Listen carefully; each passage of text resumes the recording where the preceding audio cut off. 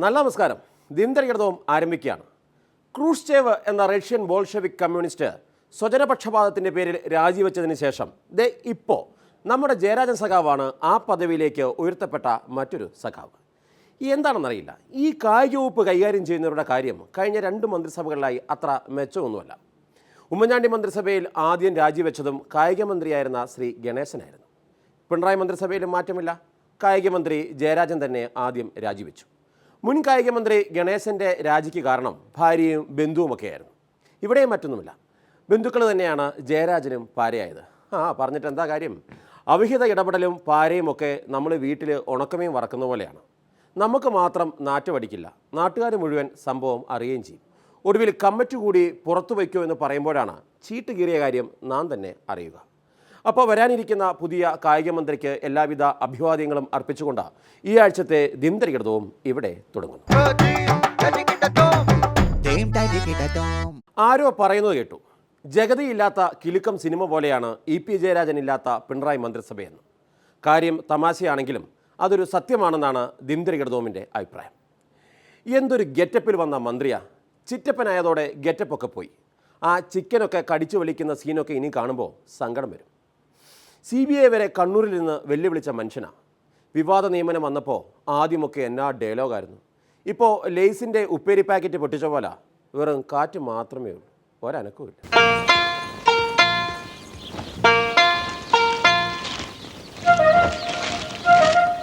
സർക്കാരിൻ്റെ പ്രവർത്തനം മെച്ചപ്പെടണമെങ്കിൽ ഓരോ വകുപ്പും കാര്യക്ഷമമായി പ്രവർത്തിക്കുമ്പോഴാണ് സർക്കാരിൻ്റെ പ്രതിച്ഛായ വർദ്ധിക്കുന്നത്. അത് കഴിയണമെങ്കിൽ ഓരോ വകുപ്പിനും നേതൃത്വം കൊടുക്കുന്ന മന്ത്രി കൂടുതൽ സമയം ഇതിനു വേണ്ടി കണ്ടെത്തണം. അതൊക്കെ കുറെ കേട്ടിട്ടുണ്ട്. എല്ലാ ഗവൺമെൻറ് തീരുമാനങ്ങളും ജനപക്ഷത്ത് നിന്നുകൊണ്ടാണ് എടുക്കേണ്ടത്.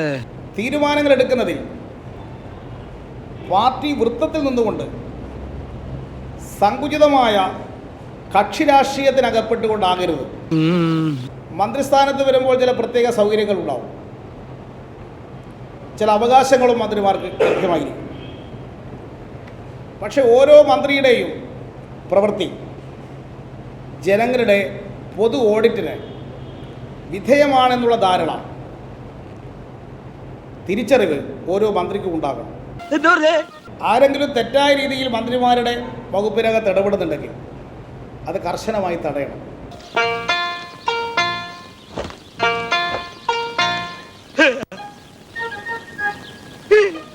പോക്കറ്റിലുണ്ട്. എൻ്റെ ബന്ധുക്കൾ പല സ്ഥലത്തും ഉണ്ടാകും. അന്നിപ്പോൾ എൻ്റെ മുമ്പിൽ ഇതുവരെ അങ്ങനെ ഒരു പരാതി വന്നിട്ടില്ല. വന്നാൽ പറയാം. ഫൗള് കാണിച്ചു കഴിഞ്ഞാൽ ആദ്യം യെല്ലോ കാർഡ് കാണിക്കും. അതൊക്കെ കുറെ കേട്ടിട്ടുണ്ട്. ഒരു സംശയമില്ല, ഇപ്പോൾ ഉയർന്നു വന്ന പ്രശ്നങ്ങൾ ഗൗരവമുള്ള പ്രശ്നങ്ങളാണ്.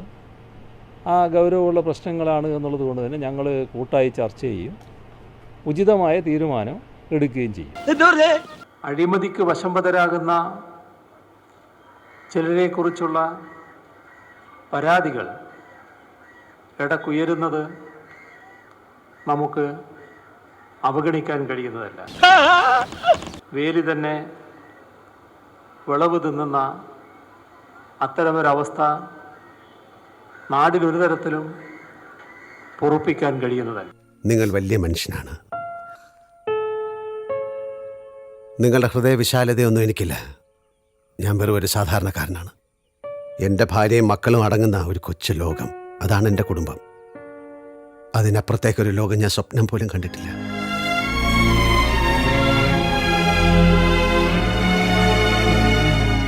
ഇത്രയും ആയ സ്ഥിതിക്ക് ഇനി പാർട്ടി സെക്രട്ടറി തന്നെ കാര്യങ്ങൾ പറയും. അങ്ങോട്ട് ഒഴിവാക്കിക്കൊള്ളുക. സംസ്ഥാന സെക്രട്ടേറിയറ്റ് യോഗം നിയമന വിവാദങ്ങൾ സംബന്ധിച്ച് ചർച്ച നടത്തുകയുണ്ടായി. അതിൻ്റെ അടിസ്ഥാനത്തിൽ വ്യവസായ വകുപ്പിൽ മന്ത്രി EP ജയരാജൻ തൻ്റെ അടുത്ത ഒരു ബന്ധുവിനെ ഒരു പൊതുമേഖലാ സ്ഥാപനത്തിൻ്റെ MD ആയി നിശ്ചയിച്ച നടപടി തനിക്ക് സംഭവിച്ചൊരു തെറ്റാണ് എന്ന് ജയരാജൻ സെക്രട്ടേറിയറ്റ് യോഗത്തിൽ തുറന്ന് സമ്മതിക്കുകയുണ്ടായി. യെല്ലോ കാർഡ് കാണിച്ചിട്ടും ഫലമില്ലെങ്കിൽ ഇത് കാണിക്കണമല്ലോ.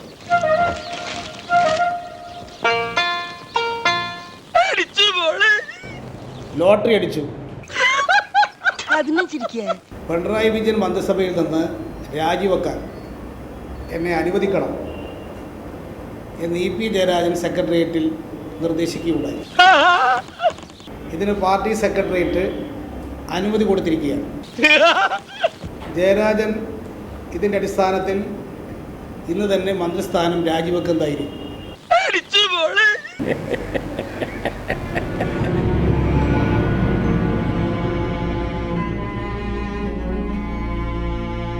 എല്ലാവർക്കും എന്ന പോലെ എനിക്കും എൻ്റെ കുടുംബം വലുതാണ്. അത് തകരാതിരിക്കാൻ ഞാൻ എന്തും ചെയ്യും. അവിടെ എൻ്റെ മുന്നിൽ ശരികൾ മാത്രമേ ഉള്ളൂ. ഞങ്ങളോട് പൊറുക്കണം.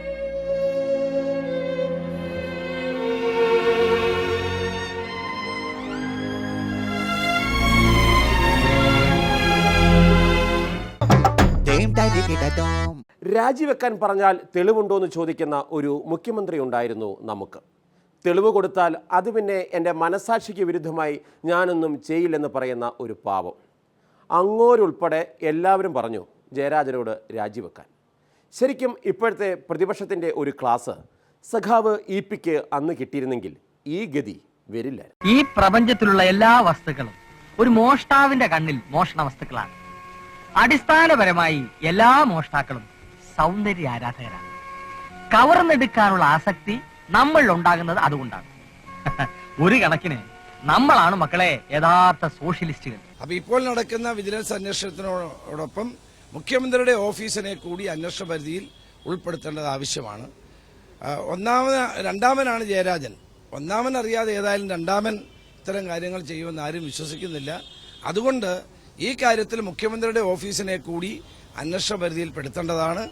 ഈ കാര്യങ്ങൾ മുഖ്യമന്ത്രിയുടെ പങ്ക് കൂടി ഈ കാര്യത്തിൽ അന്വേഷിക്കേണ്ടതാണ്. ആശാനെ, പ്രധാനമായി എന്തൊക്കെ ആയുധങ്ങളാണ് ഈ ജോലിക്ക് കയ്യിൽ കരുതേണ്ടത്?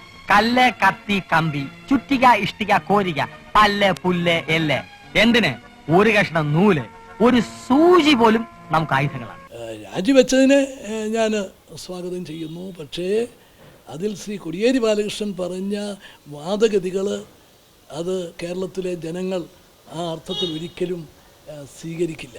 കഴിഞ്ഞ ഗവൺമെൻറ്റിൻ്റെ കാലത്തെ നിയമനങ്ങളെക്കുറിച്ച് അന്വേഷിക്കും എന്ന വാർത്ത കണ്ടു.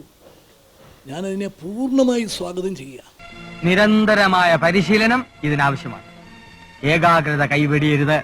മോഷണം ഒരു കലയാണ്, ശാസ്ത്രമാണ്. ശക്തിയല്ല, ബുദ്ധിയാണ് ഈ ശാസ്ത്രത്തിന്റെ അടിസ്ഥാന ശില.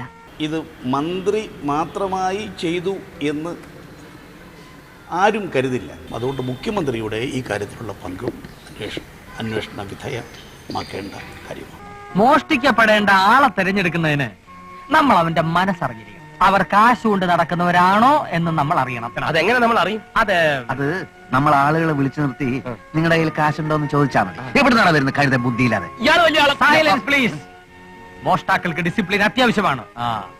അധികാരത്തിൽ വന്ന് 4 മാസം തികയുന്നതിന് മുമ്പ് ഒരു സർക്കാരിൻ്റെ മുഖം ഇത്രമാത്രം മോശമാകുന്ന, വികൃതമാകുന്ന ഇതുപോലൊരു സാഹചര്യം ഒരിക്കലും കേരളത്തിലുണ്ടായിട്ടില്ല. നമ്മുടെ ജന്മശത്രുക്കൾ പോലീസാണ്. അബദ്ധവശാൽ പോലീസിന്റെ പിടിയിലെങ്ങാൻ പെട്ടുപോയാൽ നമ്മൾ അതിവിനയ കുനിയന്മാരായി അഭിനയിക്കുക. നമുക്ക് കൊട്ടാരമെന്നോ കുടിലെന്നോ വ്യത്യാസമില്ല. നമുക്ക് വേണ്ടത് കൊട്ടാരത്തിലും കിട്ടും, കുടിലും കിട്ടും. ഒരു നാട് ഭരിക്കാൻ വലിയ കഴിവൊന്നും വേണ്ട, പക്ഷെ ഒരു നാട് മുടിക്കാൻ കഴിവ് വേണം. ഇനി ആദർശത്തിൻ്റെ അസുഖമുള്ള 2 പേർ ഇ പി ജയരാജൻ്റെ രാജിയെ വിലയിരുത്തുകയാണ്. സഖാവ് VS-ഉം ധീരനേതാവ് സുധീരനും. ഭരണപരിഷ്കാര കമ്മീഷനായി ചുമതലയേറ്റ ആദ്യ യോഗത്തിൽ തന്നെ ഇ പിയുടെ കുറ്റിതെറിപ്പിച്ച VS-നെ സമ്മതിക്കണം. നല്ല ഏരണം. അത് നല്ല കാര്യമല്ലേ? കാരണം അല്ല, നല്ല രീതിയിൽ കാണാനാവില്ല. കാരണം വേറൊരു മാർഗമില്ല. ഇതിനു മുമ്പുള്ള അഴിമതിക്കാരെ സംബന്ധിച്ചിടത്തോളം തീരുമാനങ്ങൾ വീണ്ടും പ്രക്ഷോഭങ്ങൾ എല്ലാം ഉണ്ടായിട്ടും അവനൊന്നും അനങ്ങിയിട്ടില്ലല്ലോ. അവരുടെ തൊലിക്കട്ടിയുടെ വലിപ്പം ഇപ്പോഴും നമ്മൾ കണ്ടുകൊണ്ടിരിക്കുകയല്ലേ. ഇത് അന്തസ്സായിട്ട് രാജിവെച്ചൊഴിഞ്ഞില്ലേ? ഇതൊരു ത്യാഗമായിട്ടോ ഒരു മഹാമനസ്കതയായിട്ടോ ആരും കാണില്ല. വേറെ പോംവഴിയില്ല. എന്താ അത് ആ ഡിഫറൻസ് നിങ്ങൾ മനസ്സിലാക്കാത്തത്? കഴിഞ്ഞ ഒരാഴ്ചയായി മാധ്യമപ്രവർത്തകരോട് ആരോടും ഒന്നും മിണ്ടാതെ ഒരു പോക്കായിരുന്നു ഇ പി ജയരാജൻ.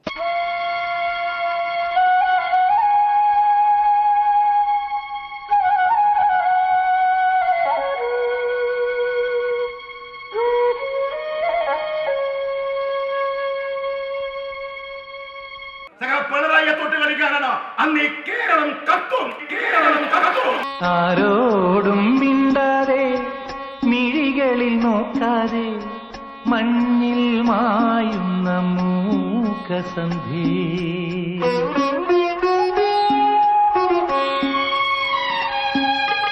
ആരോടും മിണ്ടാതെ മിഴികളിൽ നോക്കാതെ മഞ്ഞിൽ മായുന്ന മൂകസന്ധി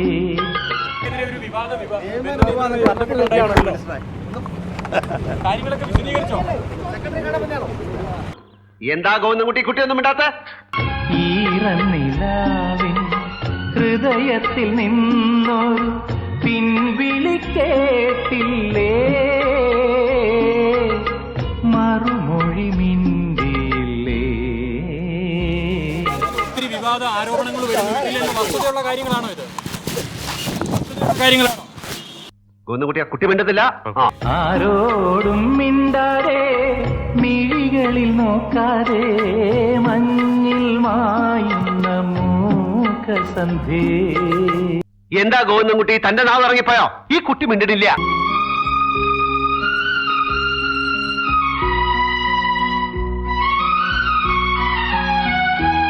പകല് മാത്രമല്ല രാത്രിയിലും അദ്ദേഹം നിശബ്ദനായിരുന്നു. കഴുത്തിൽ വെടിയുണ്ടയുള്ള മനുഷ്യനാണ്. എന്തെങ്കിലും കടിച്ചാൽ പൊട്ടാത്ത ഡയലോഗ് പറഞ്ഞ് അത് പൊട്ടിക്കേണ്ടെന്ന് കരുതി കാണും.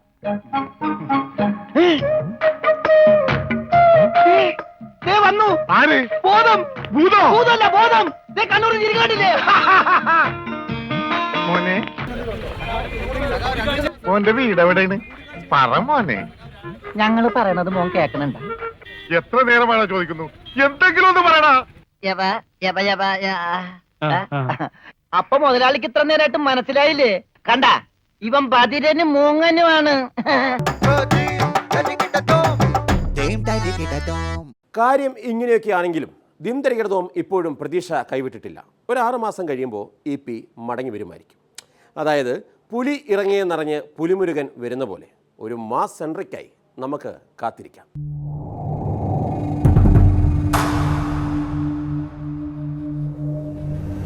ആരെയും മുരുകൻ കേട്ടറിവിനേക്കാൾ വലുതാണ് മുരുകൻ എന്ന സത്യം. 6 തലയിൽ ബുദ്ധിയും അതിനൊത്ത ശക്തിയുമുള്ള അറുമുഖനാണവൻ.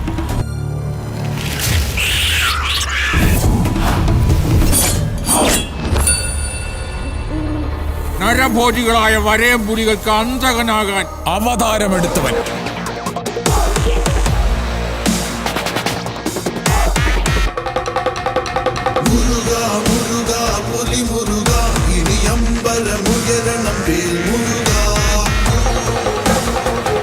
മുരുകനടഞ്ഞ നരസിംഹ നരസിംഹ.